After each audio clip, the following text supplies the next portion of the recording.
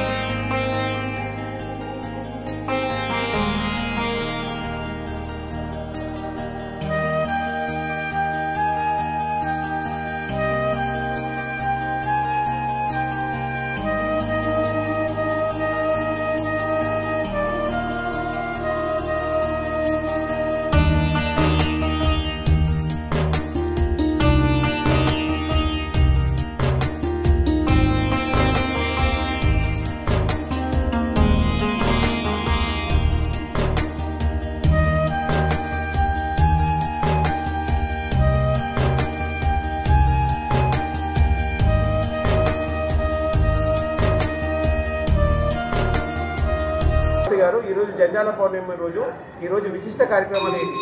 మరియు శ్రీ గురుభ్యో నమః. ఈరోజు జంధ్యాల పౌర్ణమి, నూలు పుట్టినరోజు కావున పద్మశాలి కులం నుండే ఈ నూలు జన్మించింది కాబట్టి మన పద్మశాలి బాంధవులందరూ ఈరోజు విశేషముగా జంజిరా ధారణ చేసుకుంటారు, యజ్ఞోపవీత ధారణ చేసుకుంటున్నారు. ఇక్కడ కాసరడిలో ప్రతి సంవత్సరము 3 నుంచి 4 లక్షల మంది మన పద్మశాలీలు వచ్చి ఈ జంజిర ధారణం చేసుకుంటున్నారు.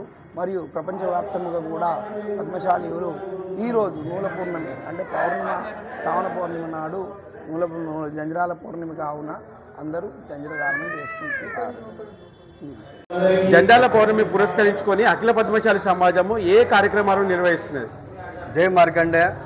ముందుగా సమాజ బాంధవులకు, భివండి ప్రజలందరికీ రాఖీ పౌర్ణిమ శుభాకాంక్షలు.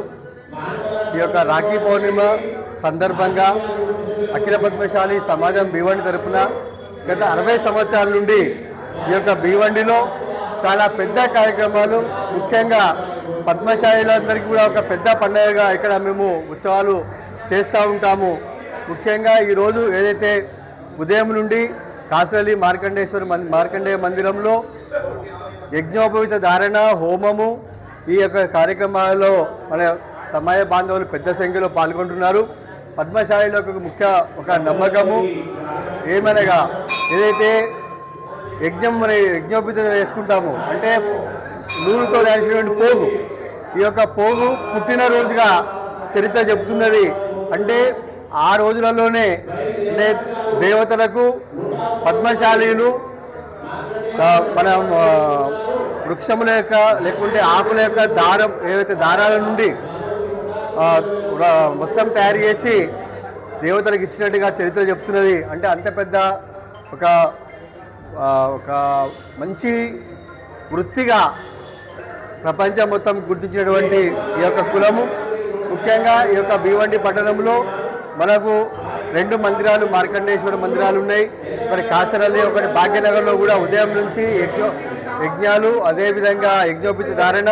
ముఖ్యంగా ఈరోజు మొగ్గం ద్వారా ఏదైతే భీవండి ప్రజలందరికీ కూడా పద్మనగర్ నుండి మొగ్గం బయలుదేరుతుంది. ఆ యొక్క మొగ్గం ద్వారా బట్టలు నేర్చుకుంటూ అక్కడి నుండి ఈ యొక్క మందిరం వరకు ఆ యొక్క మొగ్గం యొక్క వెంట కామద్గర్ నుండి మన యొక్క రథయాత్ర, అందులో మార్కండేశ్వరులు, అదేవిధంగా వేషభూషణలు, ఈ విధంగా రథయాత్ర బయలుదేరి సాయంత్రము 8 గంటల వరకు ఇక్కడ చేరుకుంటుంది.